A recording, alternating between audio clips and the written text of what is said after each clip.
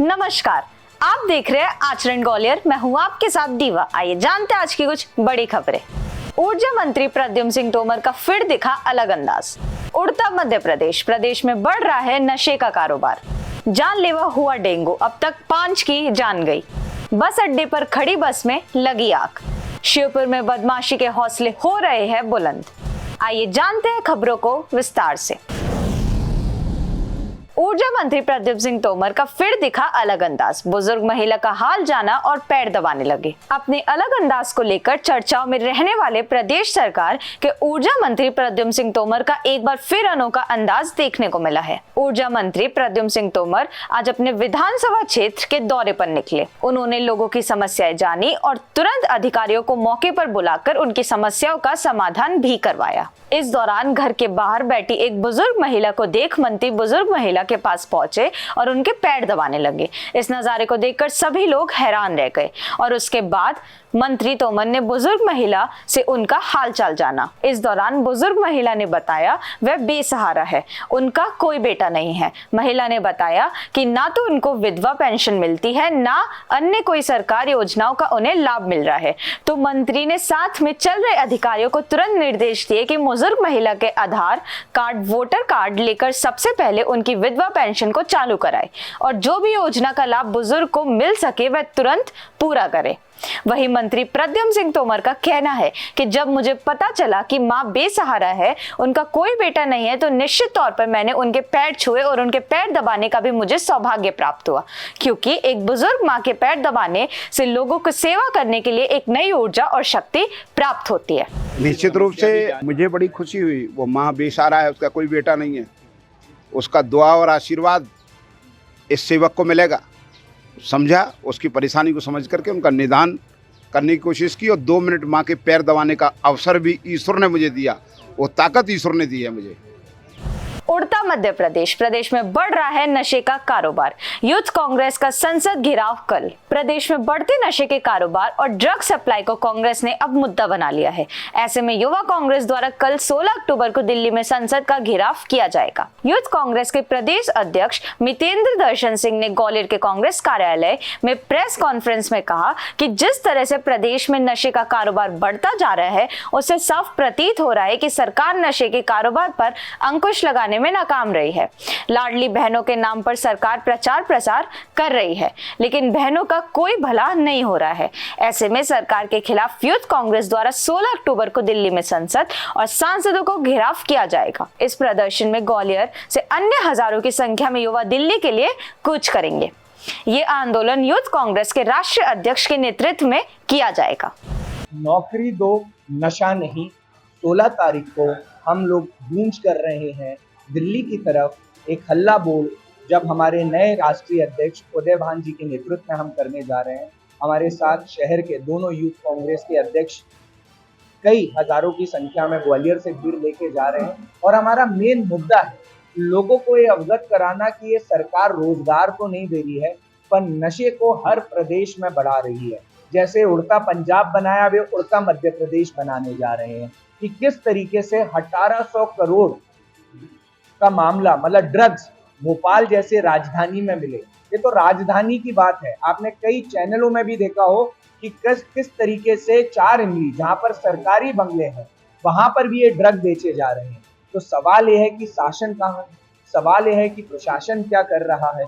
अभी तक कोई भी इस मामले को लेके गंभीर नहीं है कि किस तरीके से नशे को इस प्रदेश में रोका जाए, कड़ी से कड़ी कार्रवाई की जाए और नौजवान के भविष्य की चिंता करते हुए नौकरियां इस प्रदेश के नौजवान को दी जाए। आज पिछले 11 महीने में आप एक भर्ती बताइए जो निकल कर आई हो और जो नौजवान ने अभी नौकरी दी हो पिछले 11 महीने के अंदर। मेरा सवाल यह है कि जब आपने संकल्प पत्र में कहा था 2.5 लाख नौकरियों के बारे में, जब भी विधानसभा लगती है उस नौकरी पे क्यों नहीं बात होती है? आप लोग इस प्रदेश के अंदर बेहाल नौजवान है, बेहाल नारी है, महिलाओं की सुरक्षा को लेके क्या कर रहे हैं? आप कोई कानून बना रहे हैं कि नहीं? हम उस कानून की आवाज को निरंतर उठा रहे हैं। और मैं इंदौर में मुझे गिरफ्तार किया गया, मेरे पास FIR जबलपुर में की गई, इंदौर में की गई, ग्वालियर में की गई। क्यों? क्योंकि मैंने लाडली बहना बोल दिया। अरे भाई, लाडली बहना ही तो खतरे में हमारी। आज आप अपने कैंपेन को लेके इतना चिंतित हैं, अगर इतनी बहन को लेके चिंतित हो लेते तो आप एक नया कानून बनाते। इन दोषियों को डर लगता कि एक चिड़िया जैसी बच्ची जो 3 साल की होती है, 5 साल की होती है, जिसे दुनिया के बारे में नहीं पता, कोई भी छूने से पहले 4 बार सोचता कि हमारा हाल क्या होगा अगर हम ये दुष्कर्म करने जा रहे हैं। ये डर तो नहीं बना रहे, पर विपक्ष की आवाज को दबाने का काम भाजपा सरकार निरंतर कर रहे हैं। आप इनके विधायकों को देख लीजिए, 8 विधायक बागी हो रखे हैं। संजय पाठक देख लीजिए, प्रदीप पटेल देख लीजिए, वो कह रहे हैं माफियाओं को प्रदेश हो चुका है, उनकी जान को खतरा है। तो ये तो प्रदेश में हालत है, तो प्रदेश जा कहाँ रहा है, मैं ये पूछना चाहता हूँ। कहाँ है शासन, क्या व्यवस्थाएं हैं महिलाओं को लेके, क्या व्यवस्थाएं हैं लोगों को लेके, कि अभी तक कोई भी इंसाफ की बात, और इनके कोई भी बड़े मंत्री तंत्री संतरी आके ना तो कोई बयान दे रहे हैं, बल्कि 8 विधायक आके ये बयान जरूर दे रहे हैं कि माफियाओं से हमें खतरा है, ये हालात हो रहे हैं। घिराव हम वहां पर संसद का करने जा रहे हैं, घिराव हम वहां पर मंत्रियों का करने जा रहे हैं, और भाजपा सरकार का करने जा रहे हैं सेंट्रल में, इस बात पे कि नौकरी दो नशा नहीं। जानलेवा हुआ डेंगू, अब तक 5 की जान गई। अवमानना याचिका पर अफसरों को नोटिस। डेंगू अब जानलेवा होता जा रहा है। जिले में अब तक डेंगू से 5 लोगों की जान जा चुकी है। इधर इस साल की शुरुआत से अब तक 1047 लोग डेंगू की चपेट में आ चुके हैं। इन हालात में वकील अवधेश भदौरिया ने अवमानना याचिका दायर की है। इस मामले में सोमवार को हुई सुनवाई में हाई कोर्ट की डिवीजन बेंच ने स्वास्थ्य और नगरीय विकास एवं आवास विभाग के प्रमुख सचिव कलेक्टर रुचिका चौहान, नगर निगम कमिश्नर अमन वैष्णव, जयारोग्य के अस्पताल के अधीक्षक डॉक्टर सुधीर सक्सेना और CMHO डॉक्टर सचिन श्रीवास्तव को नोटिस जारी किया है। आपको बता दें कि हाई कोर्ट की ग्वालियर बेंच में साल 2018 में एक याचिका दायर की गई थी। इस याचिका पर फैसला देते हुए हाईकोर्ट ने नगर निगम और स्वास्थ्य विभाग को विभिन्न बिंदुओं पर एक कार्य योजना बनाकर काम करने की बात कही थी। हकीकत ये है कि इससे संबंधित महकमों में गंभीरता से नहीं लिया। बस अड्डे पर खड़ी बस में आग लगी। हादसे के वक्त कोई भी यात्री बस में नहीं था। ग्वालियर के अंतरराज्यीय बस स्टैंड पर सोमवार की शाम को एक यात्री बस में आग लग गई। ये बस भिंड से ग्वालियर के बीच चलती है। गनीमत रही कि आग लगने के दौरान बस के अंदर कोई यात्री मौजूद नहीं था। आग की सूचना पर तत्काल नगर निगम का फायर अमला 4 गाड़ियों के साथ मौके पर पहुंचा और आग पर काबू पाया गया। आग की घटना के पीछे इलेक्ट्रिक शॉर्ट सर्किट बताया गया है। आग लगते ही बस क्रमांक MP07 P0967 बस का बैक गियर लग गया। इससे पीछे खड़ी बसों को नुकसान नहीं पहुंचा। बस को आज सुबह भिंड के लिए रवाना होना था। ये बस नीरू तोमर की बताई गई है। इससे पहले सिरौल स्थित विंडसर हिल्स के परिसर में शनिवार को एक कार में आग लग गई थी। घटना को 2 दिन गुजर जाने के बाद ही कार के मालिक का पता नहीं चल पाया। कार विंडसर हिल्स परिसर में ही पार्किंग के बाहर रखी थी। श्योपुर में बदमाशी के हौसले हो रहे हैं बुलंद। व्यापारी को दिन दहाड़े लूटने की कोशिश की। श्योपुर शहर में इन दिनों लगातार बदमाशों के हौसले बुलंद होते जा रहे हैं।